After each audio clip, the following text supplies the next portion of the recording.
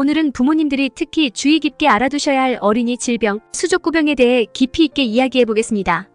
수족구병은 대부분 경미한 질환으로 끝나지만 그 초기 증상을 제대로 파악하지 못하면 심각한 신경계 합병증으로 이어질 수 있습니다.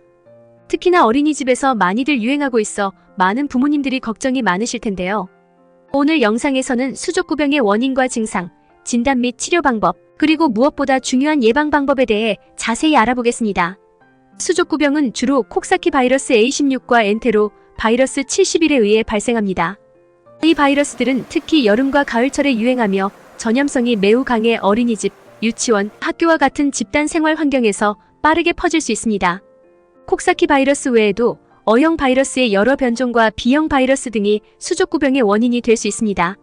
이 바이러스들은 감염된 사람의 침, 대변 또는 물집의 진물과 접촉함으로써 전염됩니다. 특히 아이들이 손을 자주 입에 넣거나 얼굴을 만지는 습관이 있다면 바이러스의 전염은 더욱 빠르게 진행될 수 있습니다. 이런 전염 메커니즘 때문에 수족구병은 위생관리가 무엇보다 중요합니다. 수족구병은 일반적으로 손을 통해 전염되며 감염된 아이가 만진 장난감, 식기, 도구 등을 통해 다른 아이들에게 쉽게 전파됩니다. 이 때문에 한 명의 감염된 아이가 있을 경우 같은 공간에서 생활하는 다른 아이들도 감염될 위험이 큽니다. 수족구병의 초기 증상은 종종 감기와 비슷한 양상을 보입니다. 아이들은 미열을 보이며 피곤해하고 식욕이 떨어질 수 있습니다. 이러한 초기 증상은 일반적인 바이러스 감염과 구분하기 어려울 수 있지만 며칠이 지나면서 입안에 작은 물집이 생기기 시작하면 수족구병임을 의심해 볼 수 있습니다. 입안에 나타나는 물집은 혀, 잇몸, 볼점막, 입술 등에 주로 생기며 아이들에게 상당한 불편함과 통증을 유발합니다. 이로 인해 아이들이 음식을 먹거나 물을 마시는데 어려움을 겪게 되며 탈수로 이어질 위험이 있습니다. 이 물집은 종종 발적된 인두와 함께 나타나며 경우에 따라서는 후부 인두와 구개에도 물집이 생길 수 있습니다. 손과 발에 나타나는 발진과 물집은 수족구병의 또 다른 주요 증상입니다. 이러한 발진은 손바닥과 발바닥보다는 손등과 발등에 주로 나타나며 37 크기의 수포성 발진으로 발생합니다. 경우에 따라 엉덩이와 사타구니 부위에도 발진이 생길 수 있으며 엉덩이에 나타나는 발진은 대개 수포를 형성하지 않습니다.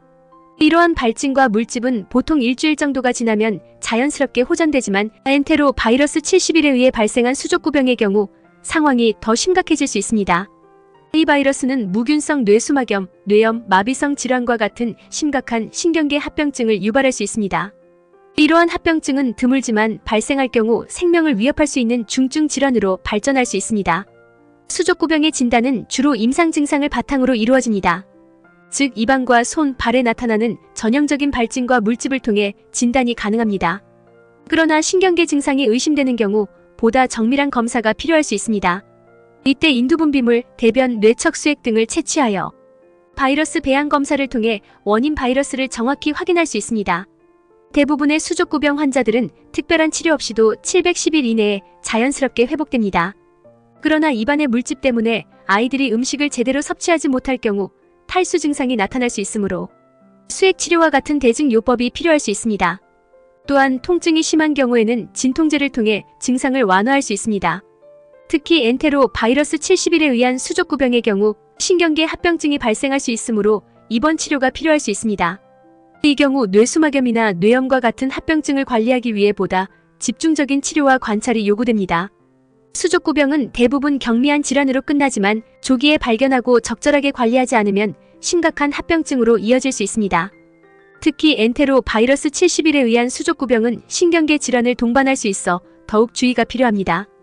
따라서 아이가 수족구병의 초기 증상을 보이면 즉시 의료기관을 방문하여 정확한 진단을 받고 필요한 경우 적절한 치료를 받는 것이 중요합니다.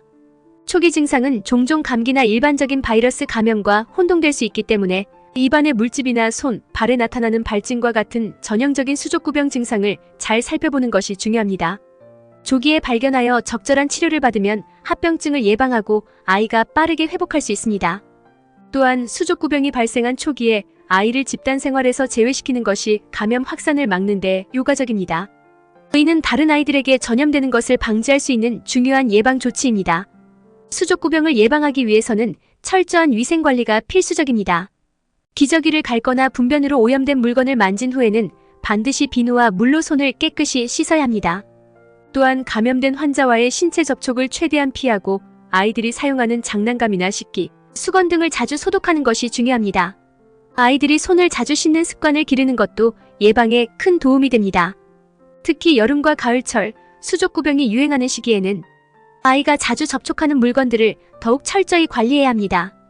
또한 면역력을 높이기 위해 균형 잡힌 식단과 충분한 수면, 그리고 적절한 운동을 통해 아이들의 건강을 유지하는 것이 중요합니다. 면역력이 강한 아이는 바이러스에 감염되더라도 증상이 덜 심각하게 나타날 수 있습니다. 아이들이 집에서 자주 사용하는 물건들을 자주 소독하고, 가능한 한 아이들이 자주 손을 씻도록 지도하는 것도 중요한 예방 조치입니다. 또한 아이가 손을 자주 입에 넣지 않도록 주의시켜야 합니다. 이러한 작은 습관들이 수족구병 예방에 큰 도움이 될 것입니다. 오늘은 수족구병의 원인, 증상, 치료 및 예방 방법에 대해 깊이 있게 알아보았습니다. 수족구병은 대체로 경미한 질환이지만 초기 증상을 놓치지 않고 적절하게 관리하는 것이 중요합니다. 특히 엔테로 바이러스 71에 의한 수족구병은 심각한 합병증으로 이어질 수 있기 때문에 아이가 수족구병 증상을 보이면 즉시 의료기관을 방문하여 정확한 진단과 치료를 받는 것이 필수적입니다. 여러분의 자녀나 주변 어린이들의 건강을 지키기 위해 수족구병에 대한 이해를 높이고 예방과 관리에 최선을 다하는 것이 중요합니다. 또한 이 중요한 정보를 가족과 친구들에게도 공유해주세요. 다음에도 여러분의 건강을 지키는 유익한 정보를 가지고 찾아뵙겠습니다. 감사합니다.